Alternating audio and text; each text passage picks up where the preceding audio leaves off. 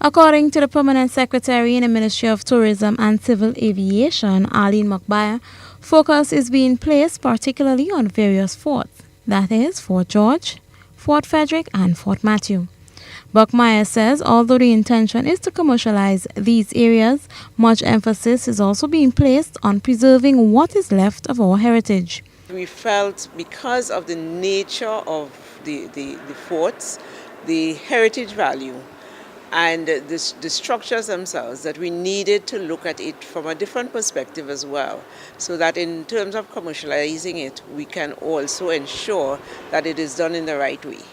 And therefore, we have this workshop meeting with stakeholders, the users of the fort, persons like Willie Reddit Foundation and the National Trust, etc. So the stakeholders who have an interest in how these things are going to be developed.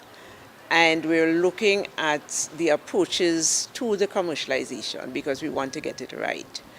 She explains exactly what she meant when she used the word commercialize. We can, in fact, invite some private entities to run the sites rather than government running them. So basically that's what we're talking about. We're not selling the sites or anything like that, but we're looking at providing license to private individuals or companies who can run the sites, maybe have a different concept that they would want to introduce to the site, and that's what we're talking about.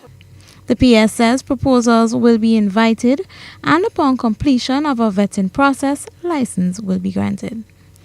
Because what we're looking at is, as I say, is for some entity, we will be inviting proposals so that persons can say, well, okay, I want a deal, and this is what I want to do with it. And they will, in fact, then get probably a license from government to run it. So, in fact, we're going to be getting the license fees, and we're also going to be able to monitor the whatever goes there, so that we ensure that it's of the standard that we want, and that it is in keeping with the agreement with these private individuals.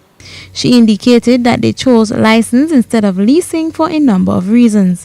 One of those includes avoiding sole ownership of these cultural and historic areas. Because leasing gives you more of a proprietary kind of arrangement, and you know that with things like the hotels and so areas that we have leased is a long-term lease.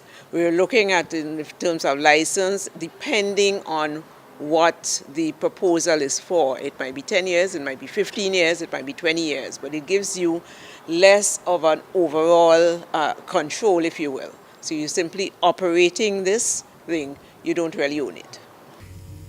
According to the PS, government is not in a position to fund such operations, and individuals will have to fund the project themselves. Notwithstanding this, she maintains that personal funding does not translate to ownership. For GBN News, I am Rachel Bean.